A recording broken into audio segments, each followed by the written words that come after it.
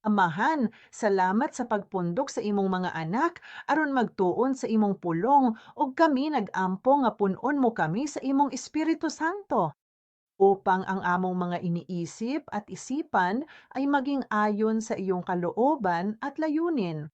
Sama sa paghatag nimo sa napulo ka sugo, atong tun-an ang ikaunom nga sugo, ayaw pagpatay.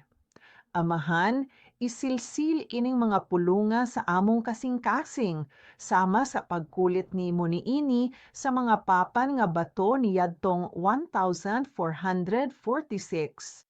Para sa mga Israelita, aron mahinumduman kining mga pulunga matag adlaw, ug kini maoy giya sa atong panawa.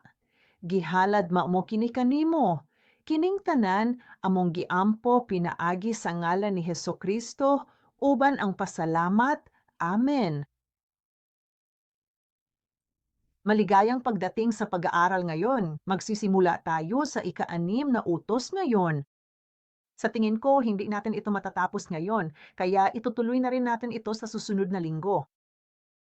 Ang 10 utos ang lubos na pangangailangan nating mga Kristiyano upang matamasa ang isang pinagpala at masayang buhay sa mundong ito.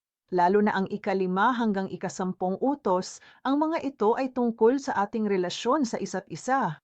At madalas nating sinasabi na marahil ang pinakamahirap na bagay sa ating buhay ay ang mga problema sa relasyon, tama ba? Ang mabubuting ugnayan ay tunay na makapagpalakas sa atin sa isang araw o sa ibang araw at sa mga panahon ng mahina o hindi magandang ugnayan sa isa't isa ay maaari talagang makaapekto sa atin. Para sa araw na yon, di ba? Kaya paano tayo mamumuhay ng banal at maligaya? At dalangin ko na pagpalain tayo ng Ama ngayon gamit ang kanyang salita para malagpasan natin ang lahat ng buhol na maairon sa ating mga relasyon, sa ating pang-araw-araw na buhay. Kaya't ituloy naton ang ika-6 na utos. Sige, ngayon, buksan ang Kabanata 20, talata 13 at 15, 13, at ang Jerome Kabanata 5 o 17.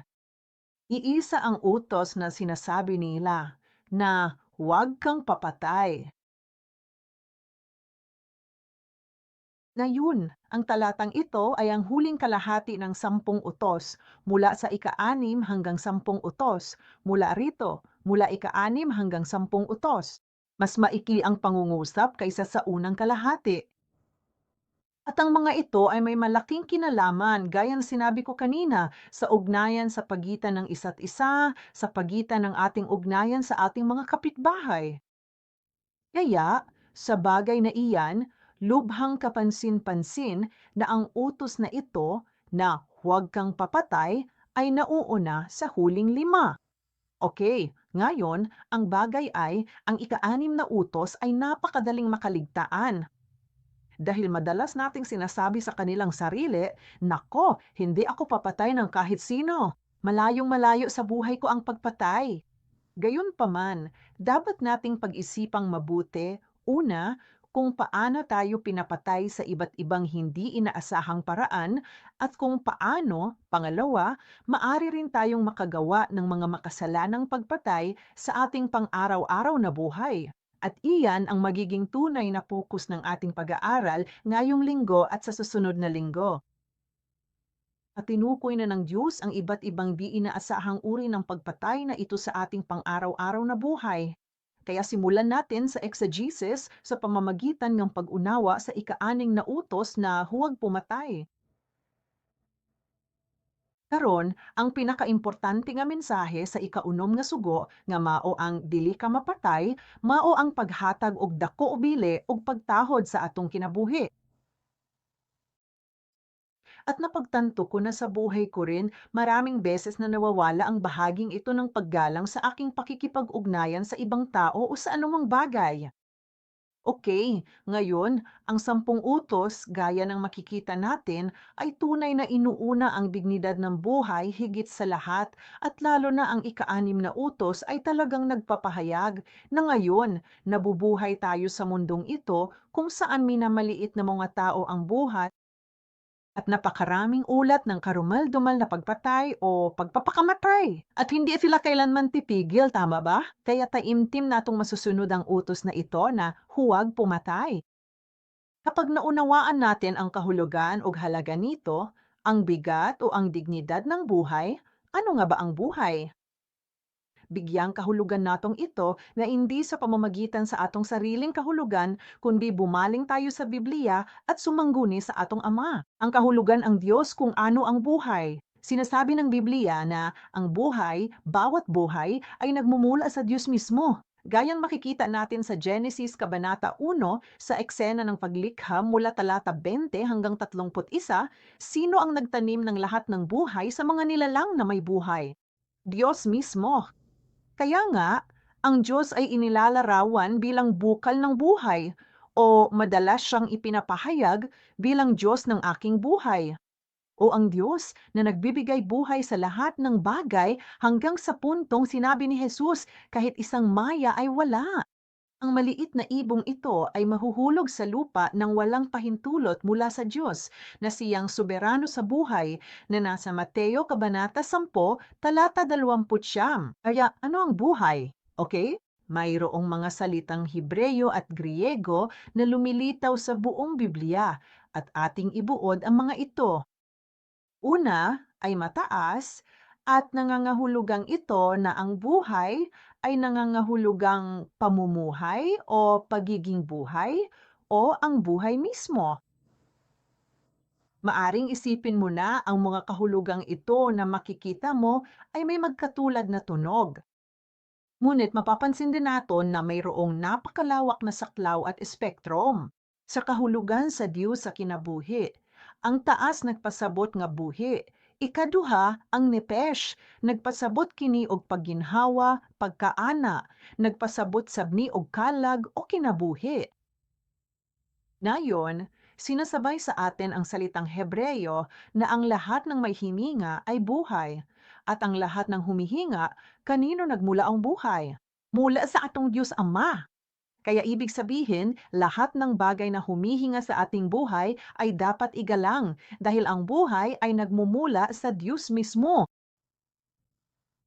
Sa Griego, sa bagong tugon, ang pulong zoe nagpasabot usab og kinabuhi, pero mapalapad pa nato ang kahulugan ni ini.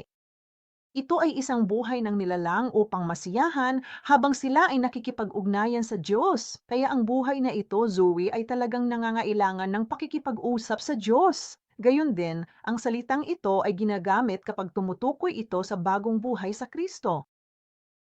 Gihulaway sab nini ang kinabuhi pinaagi sa pagtuo nga mosulod sa espirituhanong gingharian. Dili lang pisikal, apan do na usab espirituhanon o kinabuhing dayon nga madaugon sa kamatayon. Aron ihulaway kimi nga matang sa kinabuhi, gigamit ang pulong nga zoe. Sunod, ang bios, nga pamilyar sa mga nagsultig Ingles. Ang bios nagpasabot og kinabuhi o proseso sa kinabuhi. Nagpasabot kini sa atong kasamtangan og adlaw-adlawang pagpuyo. Kasama rin dito ang ating kabuhayan o ang ating trabaho o maging ang ating ari-arian. Busa bisan unsang labot sa atong kinabuhi karon sa kalibutan kay BIOS, ikalima si HOSK. Nangangahulugan ito ng buhay o kaluluwa o panloob na sarili. Sa pananan sa Diyos, makita nimo ang iyang panglantaw sa kinabuhi. Lakip ni ini ang atong pisikal nga kahimtang, ang atong sulod nga pagkatao, ang kinabuhi sa tao, ang kalag, ug bisan ang mga emosyon. At medyo nagulat ako na ay pag-usab-usab ang atong mga pagbati o nagkalaing-laing emosyon. At hindi ko kailanman naisip na kahit ang ating mga emosyon, isang bahagi ng buhay na ibinigay sa atin ng Diyos at sa katuwid, maging ang mga emosyon ay nasa grupo. Dapat igalang at pahalagahan iyan ng lubos. Mao nga, kining tanan nagpakita kung sa unsang paagi ang atong kinabuhi adunay bililhong dignidad ug kining tanan gikan sa atong Dios. Sa pagsumada niini, Ang dignidad sa kinabuhi sa tao mapahayag sa ingon niini. Una, kini labaw sa tanan. Ang atong kinabuhi itandi sa ubang binuhat sa kalibutan, labaw gayud sa tanan.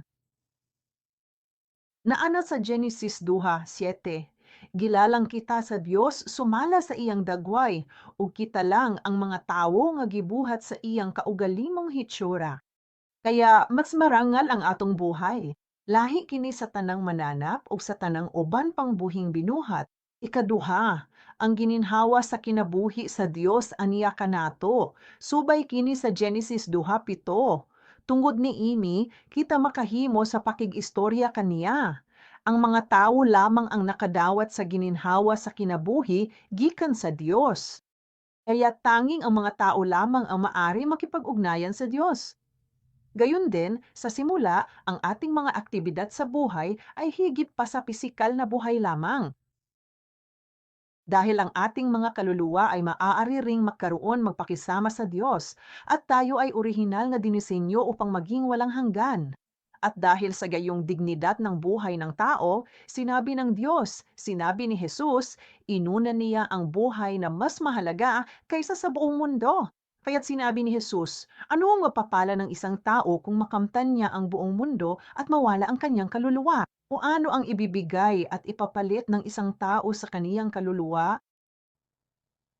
Alam mo, mas mahalaga ang buhay natin sa paningin ng Diyos kaysa sa buong mundo. Hindi mahalaga kung ano paman ang ating sariling mga pananaw sa ating sarili. Minsan talaga minamaliit naton ang atang mga sarili.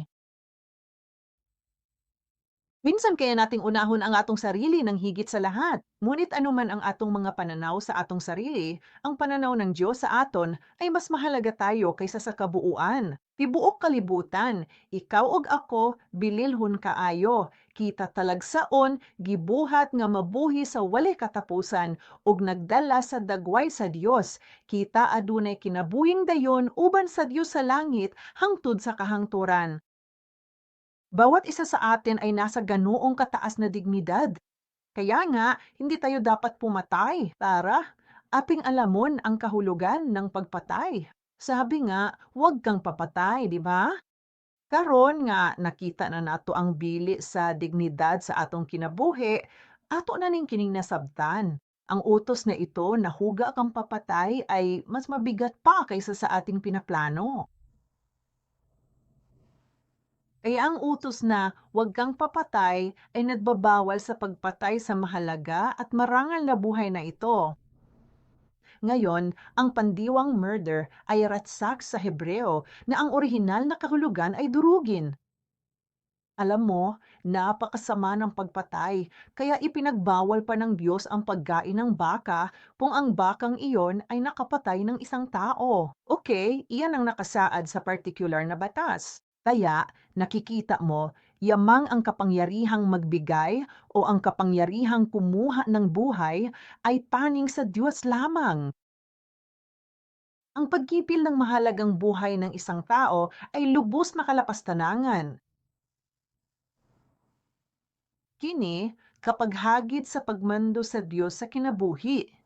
Una, nag-ingon ang Diyos, ayaw pagpatay og laing tao.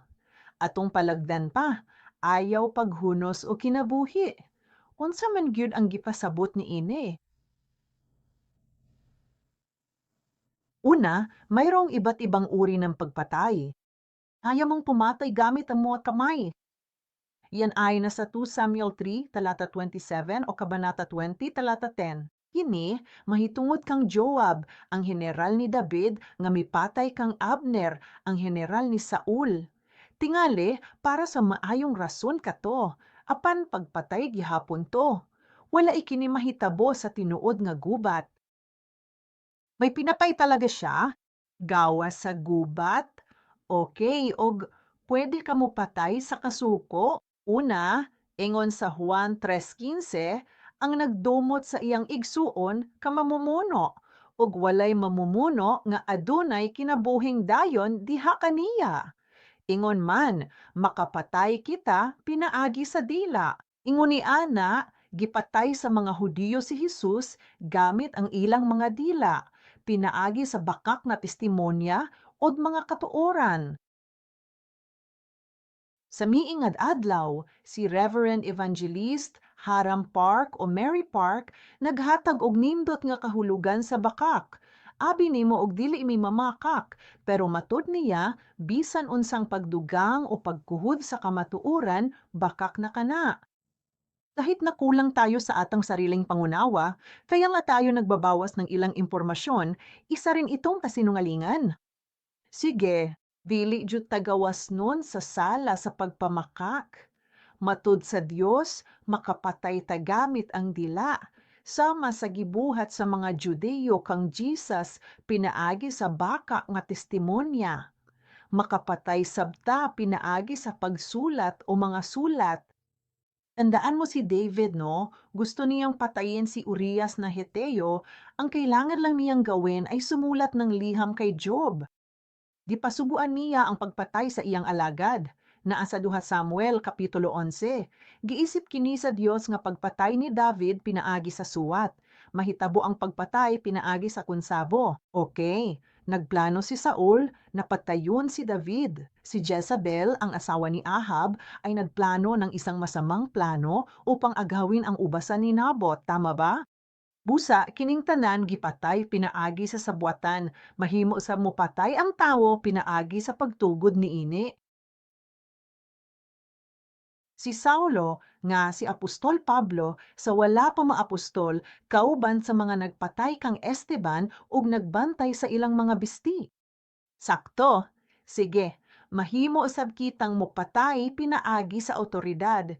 Si Pilato naay awtoridad ug nahibalo siyang walay sala si Jesus, apan tungod sa iyang gahom gihukman gihapon niya si Jesus sa kamatayon. Kaya uri nating pumatay nung walang puso. Natingala ko ni Imi. Sa Lukas na 10, versikulo 3 hangtod 3 ug 2, sa talinghaga ni Jesus na ay pari og levita nga nakakita sa tawo nga gitulis og himatyon na. Duan ka sa kabilang panig ga? Ito ang talinghaga ng mabuting Samaritano at nakagawa na sila ng pagpatay dahil sa kanilang kawalang puso. Gayon din, maaring magkaroon ng pagpatay sa pamamagitan ng aborsyon. Karon, sa ngala sa Planned Parenthood, ang abortion mao ang pagkuha sa kinabuhi gikan sa Dios ug kaylap kini karon. Apan, ang abortion klaro nga pagpatay ug ang pagtabang niini ug sa kamatang sa pagpatay. Mao nga giingon sa Biblia nga ang bata sa sabakan kabililhong kinabuhi, gibuhat sa Dios.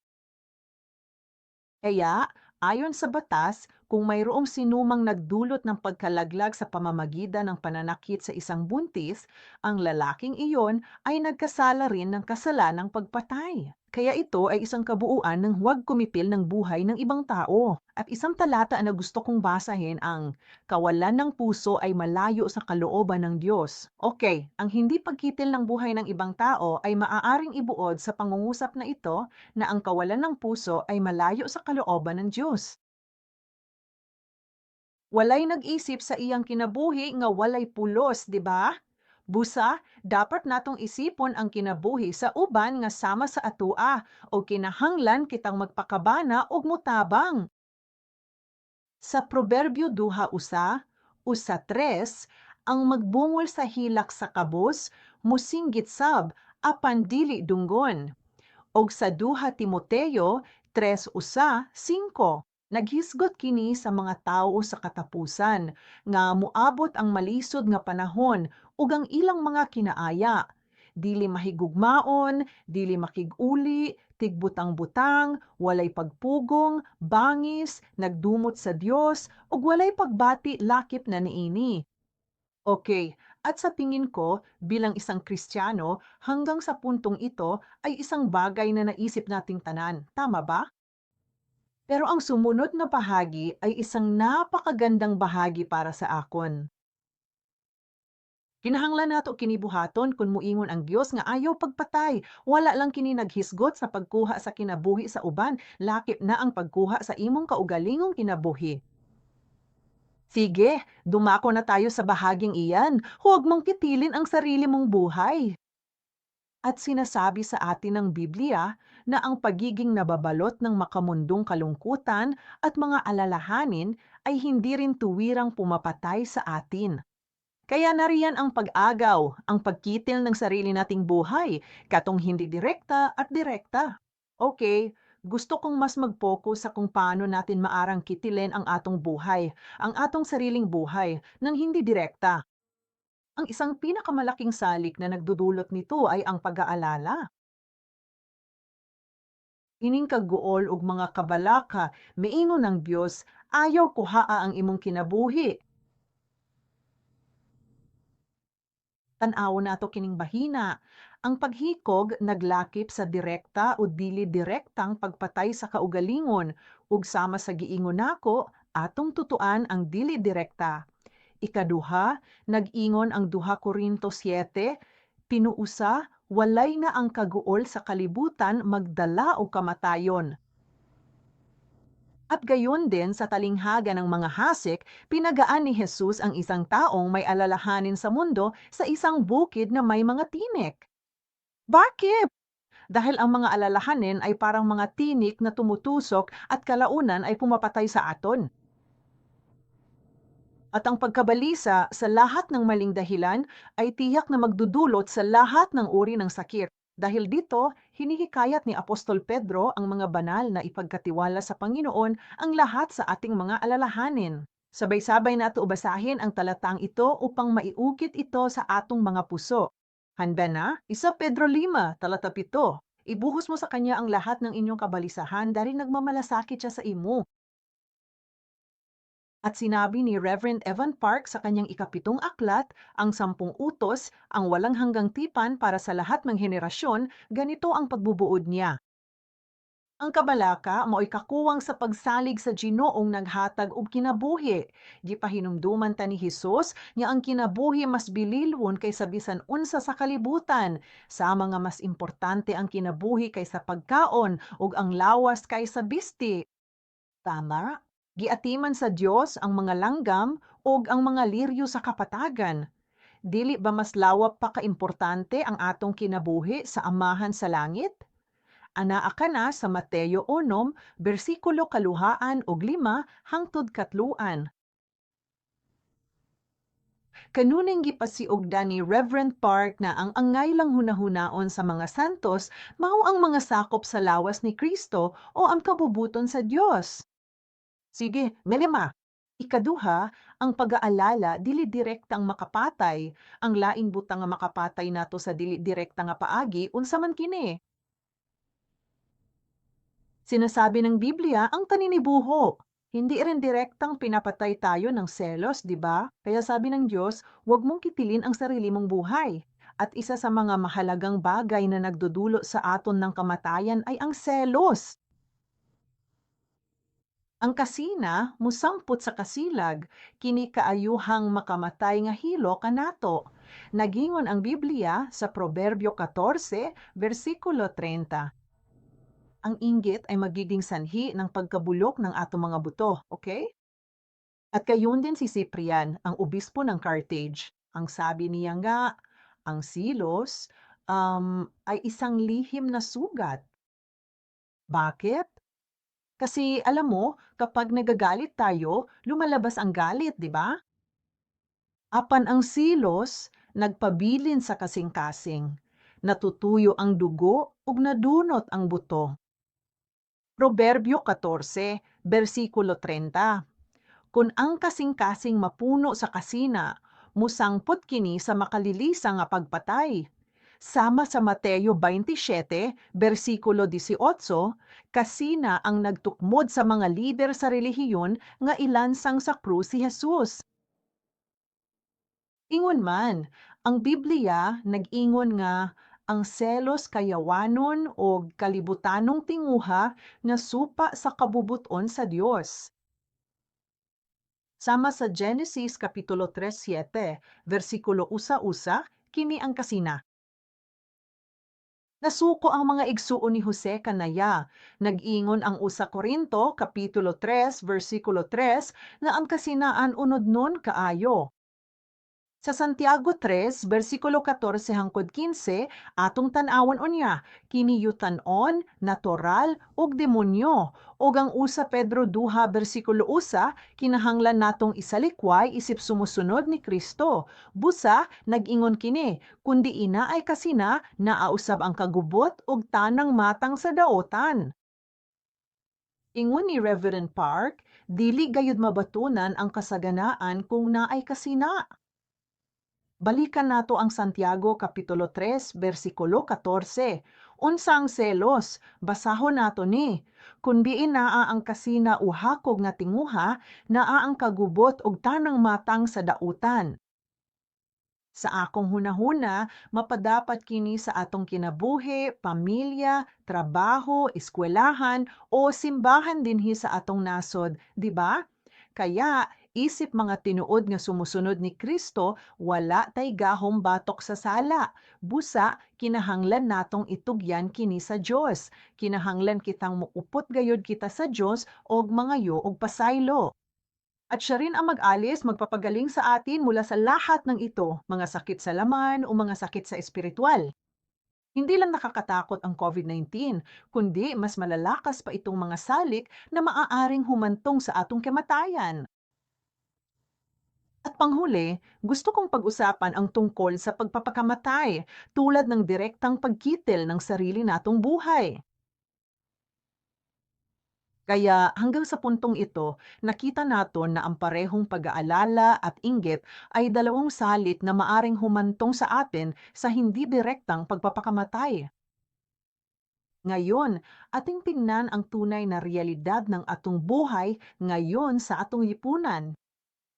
Sa kasalukuyan, ang pagpapakamatay ay malawakang tinatanggap bilang isang pandaigdigang isyu.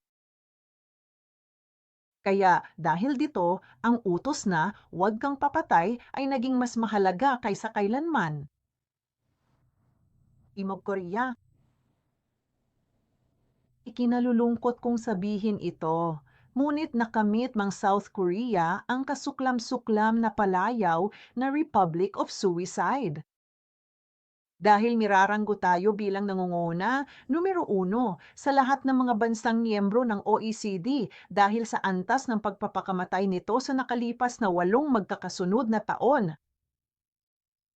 Kaya narito ang gilan. Ito ay para talaga sa lahat ng bili lang mga miyembro sa OECD. Tanawa, ikanapulo ang Korea. Kung tanawon ang mga miyembro sa OECD niya ng mga nasod, kita ang kinatasan. Iya ano ang ibig sabihin ng mga numerong ito? 24.7 ang antas ng pagpapakamatay sa bawat 100,000 katao. Maaring i-convert ang numerong ito ng ganito. Okay, ibig sabihin na yan ay ang pagbabase natin ngayon ay sa taong 2010, noong mayroon tayong 15,566 na taong nagpapakamatay kada taon. Sa miaging tuig, ang duha, wala naa sa mga napulog 3,000. Sa duha wala-wala, mas taas pa kini. Mao nga ibasi nato dito. Kung naay napulog 5,000 nga maghikog kada tuig, buot ipasabot kada adlaw naay kaportan og 3 ka tawo ang mamatay. Nangangahulugan ito na may isang taong namamatay dahil sa pagpapakamatay kada 34 na minuto. Hindi ba't nakakagulat ang bilang na ito? Kada 34 na minuto, may isang taong nagpapakamatay.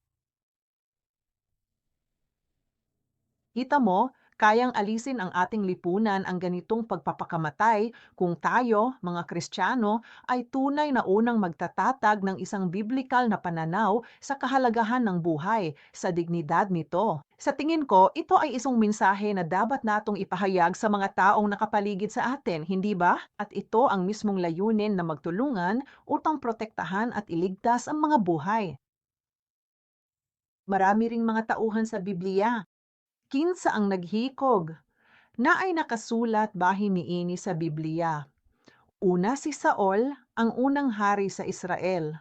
Sa dubat, batog sa mga Pilisteo, tay dili siya gusto mamatay sa ilang mga kamot, naghikog siya pinaagi sa paghapa sa iyang kaugalingong espada. Gayon din si Ahitopel na tagapayon ni David, nakipagsabwatan siya kay Absalom sa pangalawang pagkakataon, ngunit hindi sinunod ni Absalom ang kanyang plano. Kaya't umuwi si Ahitopel at nagbigti. Ug si Zimri, ang hari sa amihan ng Israel, nagpakamatay usab pinaagi sa pagsunog sa iyang palasyo. Unya, si Judas Iscariote, kinsa ni baligya kang Hesus sa katulho ka pirasong pilak, nagbitay sa iyang kaugalingon. Nahulog siya nga naguna ang ulo, nibuto ang iyang lawas, ug nanggula ang tanan niyang mga tinaay. Pero alam mo, ang pagkakatulad ng mga taong ito ay walang kinalaman ang kanilang buhay sa kalooban ng Diyos. At napakahalaga na itatag natin ang pananaw sa buhay ayon sa Biblia. Okay, kailangan muna natong itatag ang wastong pananaw na ito sa buhay batay sa Biblia. Lahat. Marangal ba ang bawat tao? Anuman ang uri, anuman ang katayuan, anuman ang kakayahan, lahat ay marangal dahil sila ay nilikha ayon sa wangis ng Diyos. Pangalawa, ang soberanya sa buhay ay pag-aari mismo ng Diyos, kaya walang sinumang tao ang may karapatan magpakamatay. Ikatulo, ang paghikog maoy pagrebelde sa soberanya sa Diyos. Ang lawas sa tao, kabala ang dapit. Puyanan kini sa Espiritu Santo. Ug mao kana ang orihinal nga plano sa Dios kanato. Busa, atong ampingan ang atong lawas aron makabot ang kinabuhing dayon. Hindi lang iyon, ang saya at pinagpalang buhay dito sa mundo. Nagtuo ko nga kini mensahe alang sa kalibutan isip tinuod nga Kristiyano. Isip magwawali sa matubsanong kasaysayan, ipahayag nato ang kaespesyal sa matag ug isilsil ang kabubunton sa Dios sa ilang kinabuhi. Kaya't maari tayong magising upang pahalagahan muna ang atong mga buhay, ang atong mga sarili, at tunay na makita ang isa't isa ng may ganitong pananaw sa marangal na buhay. Ug pag-ampo nako nga pinaagi niini, sundo nato ang pamaagi sa atong amahan. Kay gipakita gayud niya ang iyang gugma ug pagtahod sa matag kanato sa tanang panahon. Siguro gagawin mo rin iyon sa lahat ng taong nakapaligid sa atin, ha? Kaya sa susunod na linggo ay susuriin natin ng mas malalim ang mga partikular na batas at titingnan natin ang ibang hilikal na pagpapalawak ng ika-6 na utos sa kaharian ng ating mga puso. Sige, para mas malinaw nating maunawaan kung ano ang layunan ng Diyos sa pagbibigay sa aton og ika-6 na utos. Kaya't manalangin tayo. Ama naming Diyos, nagpasalamat kami sa iyo sa pagpapala sa amin ngayon upang makaharap ang iyong salita at kung paano tayo pinagpala na matanggap ang ikapitong aklat ng History Redemption Series na isinulat ng ating minamahal na pastor, si Reverend Evan Park. Ama, tunay naming nais na maroon sa bundok Sinai kung saan mo inukit ang mga tapyas na bato gamit sa iyong sariling mga daliri. Ang mga utos na ito. At Ama, taimtim naming idinadalangin ngayong umaga na tunay mong iukit ang mga buhay na salitang iyon ng buhay sa aming mga puso, Ama. Nais naming tunay na mapagtanto kung gaano kahalaga ang aming buhay, kung gaano kami kahalaga sa iyong paningin. Ang buhay na ipinagkaloob mo sa amin ay napakaganda, napakahalaga, at napakahalaga. Giisip mo kaming kinabuhi, mas bililhon pa sa universo. Tabangi kaming makasabot samtang tun-an ang ikaunom nga sugo, aron dili kami makapatay sa isig ta tao. Hinunua, palapdan nato ang paghatag kinabuhi sa tanan, aron dili na mag-antos ang kalibutan sa mga naghikog tungod sa wala pagkasabot sa imong kabubuton, sa direkta man o dili, o pagpatay sa uban. Amahan, himo aming gamhanang mensahero sa kinabuhi sa tanang bahagi sa among pagpuyo. Nagpasalamat kami kanimo. Giampo namo kini sa ngalan ni Hesus Kristo. Amen.